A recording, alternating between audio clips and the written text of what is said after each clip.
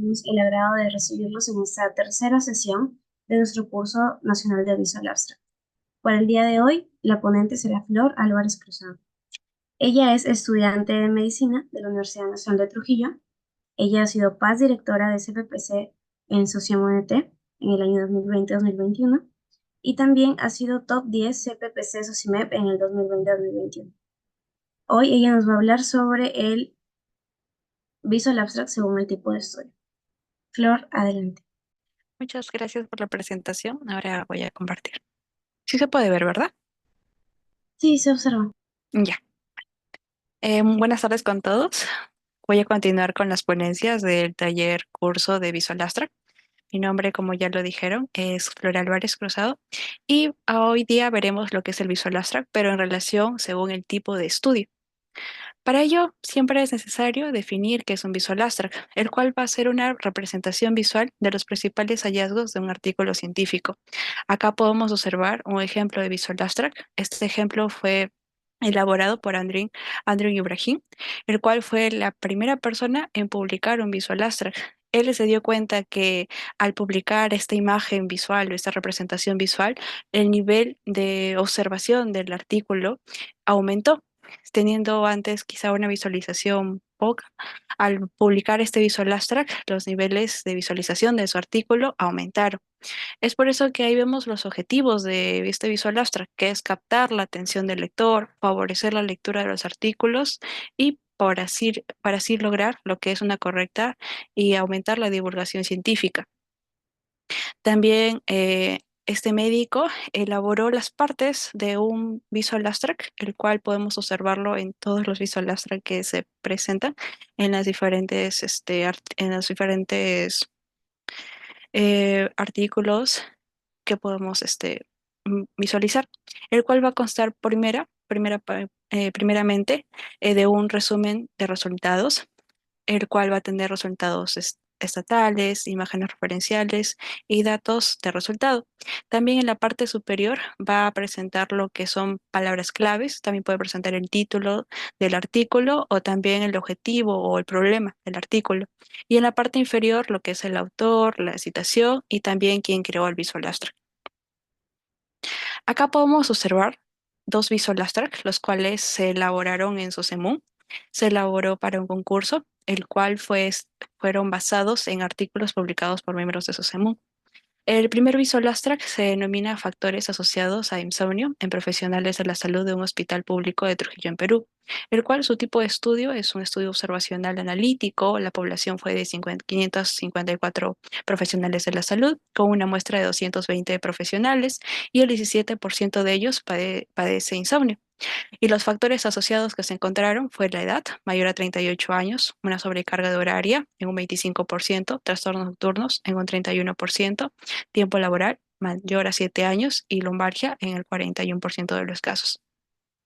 Otro artículo, otro Visual Abstract, denominado Factores de riesgo para la predicción de hipoglucemia en neonatos a término, el cual fue un estudio retrospectivo de casos y controles, teniendo como casos a 58 neonatos y controles a 58 neonatos, donde la hipoglucemia neonatal se definió como la glucosa menor a 47 y los factores de riesgo que se me encontraron fueron neonatos prematuros, bajo peso al nacer, asfixia perinatal, retraso del crecimiento intrauterino, inadecuada alimentación y lactancia, donde el 76% de los tuvieron relación con una madre diabética y ellos desarrollaron hipoglucemia.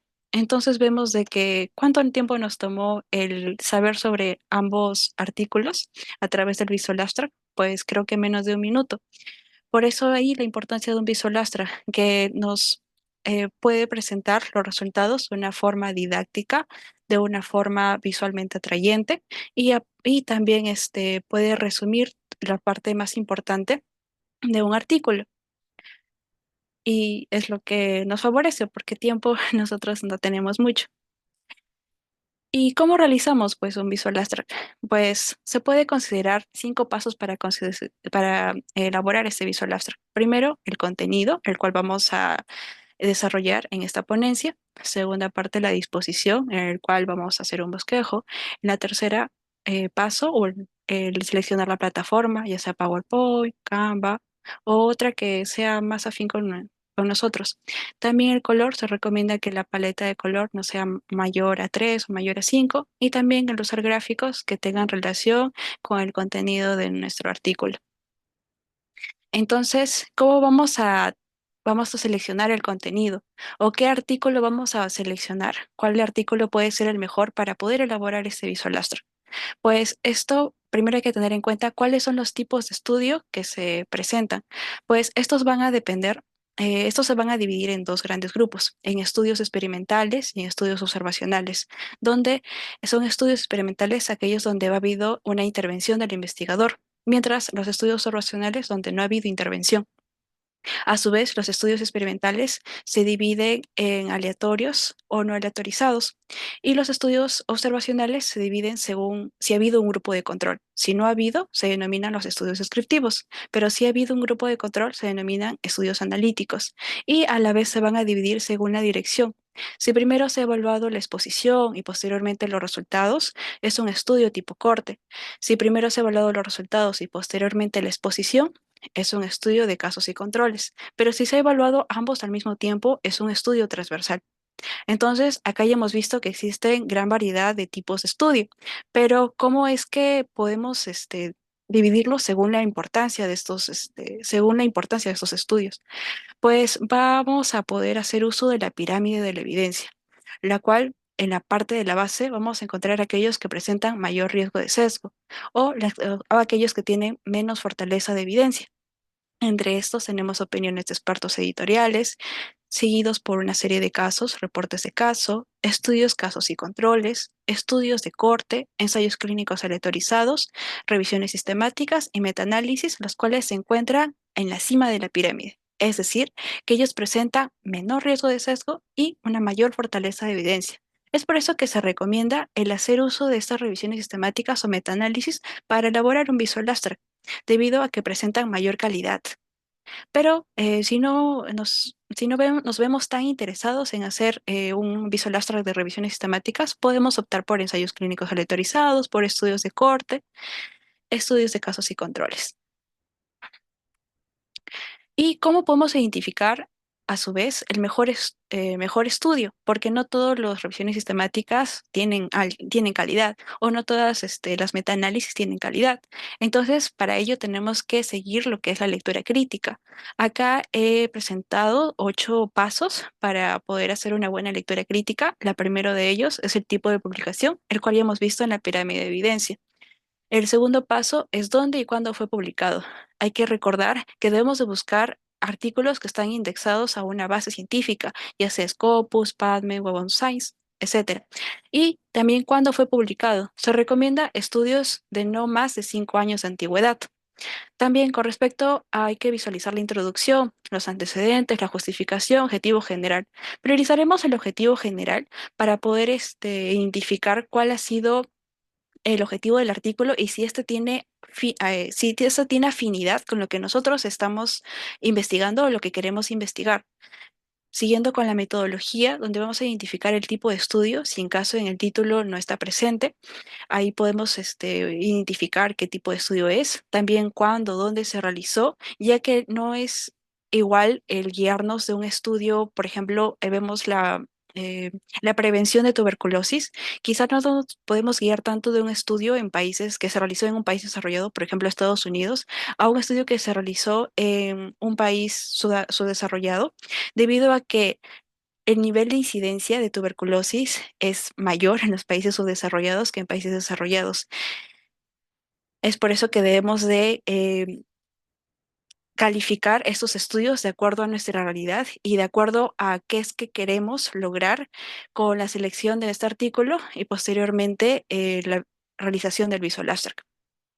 También los criterios de inclusión, resultado primario, análisis. También guiarnos de los resultados. Yo recomiendo que primero podemos irnos a las tablas para evaluar la significancia de los resultados. Por ejemplo, y veremos a continuación los metaanálisis, podemos guiarnos de la significancia a través de intervalo de confianza y de los ratio o del de los ratio. El paso 6 es la discusión a través de hallazgos más importantes, fortalezas y debilidades. El 7, referencias actualizadas. Y por último, la evaluación crítica del estudio, el cual lo basaremos en dos partes. La primera de ellas, la evaluación de la validez, y la siguiente, la evaluación de los resultados. Con respecto a la evaluación de la validez, vamos a evaluar los tipos de estudio de acuerdo a la pregunta clínica que nos planteemos. Por ejemplo, si nuestra pregunta clínica es etiológica, buscaremos un diseño de estudio, principalmente un estudio de casos y controles, porque esta podría responder nuestra pregunta. Si nos planteamos, por ejemplo, cuáles son los factores que incrementan el riesgo de desarrollar infarto agudo de miocardio en 5 años, es un estudio de casos y controles que desarrollaría esta pregunta. De igual manera, si nuestra pregunta es diagnóstica, es un estudio transversal que primero deberíamos de buscar. Y si no encontramos una respuesta de nuestra pregunta ante un estudio transversal, pasaremos a un estudio retrospectivo. Pero ¿por qué primero a un estudio transversal y luego a un estudio retrospectivo?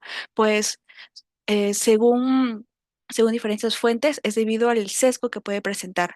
Los estudios transversales presentan menos sesgo que un estudio retrospectivo. Ahora, si nuestra pregunta es clínica, si nuestra pregunta clínica es de tratamiento y de prevención, buscaremos estudios de un ensayo clínico, revisiones sistemáticas de ensayo clínico en primera instancia. Pero si no encontramos aquí la respuesta a nuestra pregunta, pues pasaremos a un estudio de corte y de casos y controles. Si nuestra pregunta va dirigida a un pronóstico, nuestro diseño de estudio principal es un estudio de corte prospectivo y por segunda instancia, un estudio de casos y controles. A la vez, vemos de que cada uno de estos estudios va a presentar unas pruebas estadísticas de relevancia diferentes. Por ejemplo, el estudio de casos y controles evalúa los ratios o una regresión logística. El estudio transversal, la sensibilidad, la especificidad, entre otros. El ensayo clínico y revisión sistemática, el riesgo relativo, la reducción absoluta de riesgo y el número necesario a tratar. Y los estudios cortes prospectivos, pues una regresión logística donde también, como ya mencioné, los estudios principales son los que presentan menos riesgo y mayor calidad de evidencia a comparación de un estudio secundario que presenta mayor riesgo de sesgo y menor calidad de evidencia. Ahora, con respecto a la evaluación de los resultados, pues aquí vamos a evaluar lo que es los resultados dependiendo del tipo de estudio.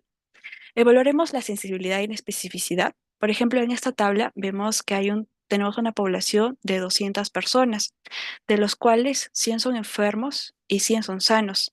De los enfermos se realizó una prueba, de los cuales tuvo como resultado positivo en 90 de los enfermos, mientras que tuvo un resultado negativo en 10 de los enfermos, siendo la sensibilidad 90, la cual se define como la capacidad de una prueba para identificar a los individuos enfermos, pero a la vez también podemos identificar a los falsos negativos, ya que el 100% correspondería a un total y el 90% a los enfermos con una prueba positiva, mientras que los falsos negativos sería la resta del 100% del 90%, que sería 10. De igual manera, con respecto a los sanos, si tenemos en total 100 sanos y también se realizó una prueba, 98% de ellos tuvo como resultado negativo y mientras que 2 de ellos tuvo resultado positivo. Entonces, el 98 sería la especificidad, que es la capacidad de una prueba para identificar a los individuos sanos. Y también podemos identificar a la vez los falsos positivos. En este caso, los falsos positivos serían 2, porque 100 menos 98 es 2. Y la especificidad sería 98. Se recomienda que la especificidad sea mayor a 95 para que tenga mayor calidad. Ahora, otro método de evaluación de los resultados es a través de la valoración de P, que se relaciona con el nivel de la significancia.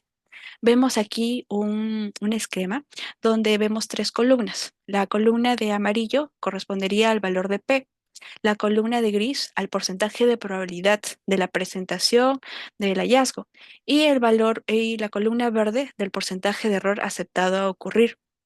Con respecto al valor de P, vemos cómo una línea continua se ha marcado a nivel de 0.05. Esto debido a que es a través del 0.05 que se establece la significancia estadística, donde valores mayores o iguales que 0.05 se relacionan con la no significancia, mientras que valores menores a 0.05 se relacionan con la significancia. ¿Y cómo podemos interpretarlo? Por ejemplo, si nuestro valor de P es 0.1, el porcentaje de probabilidad de la presentación del hallazgo es del 90% y el porcentaje de error sería un 10% o que puede ocurrir es un 10%, lo cual no es beneficioso para un estudio. En cambio, si el valor de P fuera 0.01 y el porcentaje de probabilidad de la presentación del hallazgo es del 99% y el porcentaje del error fuera solo 1%, es más conveniente para el estudio, los cuales nos diría de que sí hay una significancia en este estudio. Y también veremos el riesgo relativo o los ratio y el límite de confianza. Acá podemos observar un intervalo de números de 0.1 hasta 10, en el cual vemos cómo una línea se ha trazado a partir de 1. Vemos esta línea en el centro. De igual manera, vemos unas líneas horizontales, una línea A denominada A, una línea denominada B, una línea denominada C, una línea denominada D, donde vemos que a la línea A y D no pasan sobre la línea 1, no la atraviesan, no la interceptan, mientras que las líneas B y C sí la interceptan. Entonces diríamos de que aquellas líneas que no atraviesan, no interceptan la línea trazada desde 1, tienen significancia. Hay significancia en sus resultados, mientras aquellos que sí interceptan a 1, no hay significancia en sus resultados. Entonces B y C no son significantes, mientras que A y D sí son significantes. Pero también, ¿cómo diferenciaríamos A y D?